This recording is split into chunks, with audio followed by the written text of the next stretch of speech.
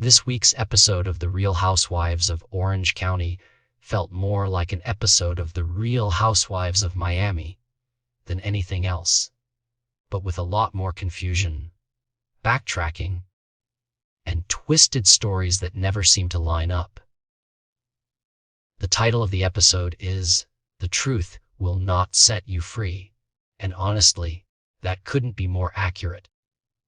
The whole hour was filled with lies, half-truths, messy phone calls, shady journalists, bloggers being dragged into the drama, and even the husbands getting involved when they shouldn't. If you thought this episode would finally give us answers to the season-long Roofie storyline, think again. It only made things messier. The episode kicks off with one of the classic RHOC arguments that feels very familiar. Just like RHOM's Lisa Hochstein, always getting called out for being late and making everything about herself, Shannon Beador once again finds herself at the center of complaints from the group. The women accuse her of being late, being selfish, and constantly turning every situation back to her. It's like déjà vu from another franchise, and it shows how these housewives fights are often universal. At dinner during the cast trip, things get even more chaotic when Gina nearly chokes on an oyster. The whole thing feels eerily similar to RHOM's Kiki Barth, who also had a dramatic oyster moment earlier this year. Sadly, Gina doesn't manage to turn it into a funny line about how good she usually is at swallowing. It's one of those missed opportunity housewives moments that could have lightened the mood, but instead, the night quickly spirals into more serious drama.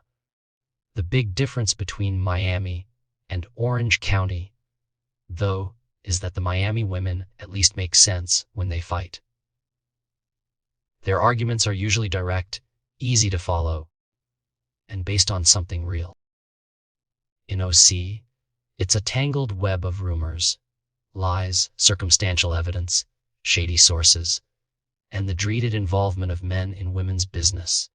That last one is basically the ultimate housewives sin. Instead of the usual recap style, this episode really works better like a game of "Who do you believe?" because every major conversation is basically someone making a claim, someone else denying it, and the audience left trying to figure out who's lying. So let's break down the major claims and figure out who, if anyone, is actually telling the truth. The first big claim is that Gina called a reporter to back up Tamra's side of the story. After Tamra had one of her big meltdowns, stormed off, and even quit the show temporarily, of course, Gina took matters into her own hands.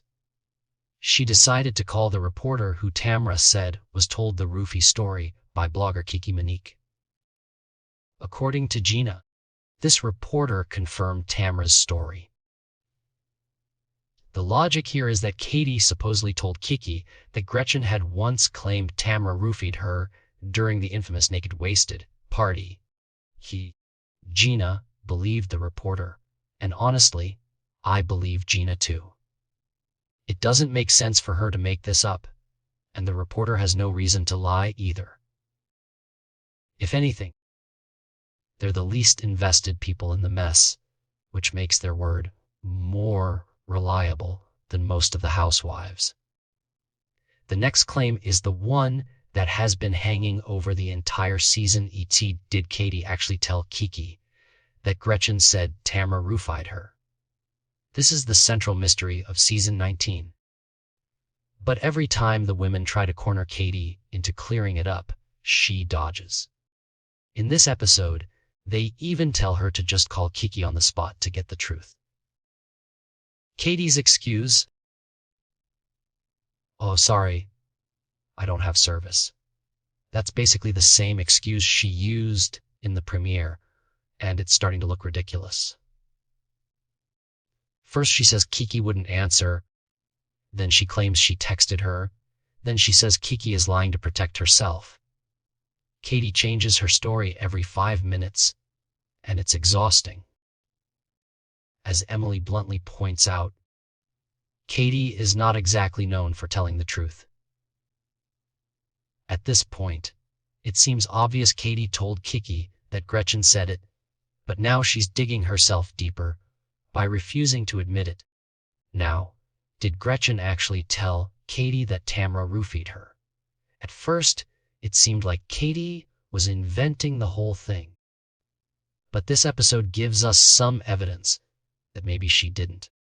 Gretchen admitted she went to the hospital the day after the naked, wasted party because she was sick from all the tequila Tamra gave her. But in her confessional, she backtracks and says she didn't go to the hospital. If she really did, we probably would have heard about it back when the whole scandal was fresh years ago. This contradiction makes it look like Gretchen might have exaggerated the story back in the day, and Katie just repeated it as fact. Later, Katie says Gretchen told the hospital story during a triple date with her and Jen. But since Katie has denied saying this before, it's impossible to trust her completely. Still, it's not hard to imagine Gretchen telling a fib years ago, and now trying to erase it because she's back on the show. The next bombshell comes when Katie claims that Gretchen's fiancé Slade actually called her husband Matt and asked him to get Katie to keep lying for Gretchen. Slade told Matt to hold the line and protect Gretchen by sticking to the story. This is where the whole thing gets extra messy. Katie and Matt don't exactly have the best credibility, and Katie constantly changes her version of events. Still, it wouldn't be completely shocking if Gretchen and Slade pulled something like this. They've both been accused of shady behavior in the past, and they do seem desperate enough to try to control the narrative. On the other hand, it's also possible that Katie is just inventing more details to make herself look like the victim. Honestly, at this point, it feels like nobody's telling the full truth. And the only winner here is Bravo for keeping the audience hooked. Jen also gets pulled into the mess when Katie suggests that Jen must have been present during the alleged hospital story, since she and Ryan often double dated with Katie and Gretchen. But Jen flat out denies ever hearing Gretchen say it. So who's right? It's hard to tell. Jen isn't the sharpest housewife, and it's totally possible she just wasn't paying attention if Gretchen said it. But it's also likely Jen is protecting Gretchen because they've teamed up against Tamra this season. This is the kind of thing that will only get answered at the reunion, or maybe when Andy Cohen drags out a lie detector.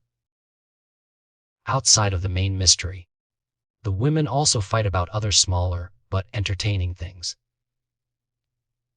Gina freaks out on Shannon, saying she's overwhelmed because everyone in the group has too much going on. And honestly, she's not wrong. Gina has become the go-to mediator of the group, balancing her relationships with everyone and keeping multiple feuds from exploding. That's a lot to handle, and even though it makes her annoying to some fans, it's also why she's not going anywhere anytime soon. Meanwhile, Tamra is spiraling. After her meltdown and quitting moment, she claims nobody in the group reached out to her, leaving her feeling completely alone. But Heather immediately calls her out, reminding her that she both called and texted after the meltdown. Tamra just ignored her. Tamra insists she wasn't thinking about Heather while curled up in the fetal position, but that doesn't excuse pretending nobody cared. If Tamra is isolated, it's because she pushed people away, not because they abandoned her. Of course, because it's RHOC, the episode ends with something ridiculous. Tamra and Heather drooling over their tiramisu and their handsome waiter, Cotty. Tamra jokes that both the dessert and the waiter are making her mouth water. It's a funny little break from all the confusion, but it also shows how chaotic this episode was. When the highlight is dessert and a hot server, you know the drama is a tangled mess. Overall, this episode shows why RHOC is such a different beast from the other Housewives franchises. In Miami, the fights are straightforward. In Orange County, it's all smoke, mirrors, and contradictions. The truth is never really clear, and every housewife spins her own version of events until the viewers are left more confused than before. Episode 7 doesn't clear anything up, but it does make one thing certain: the reunion is going to be explosive.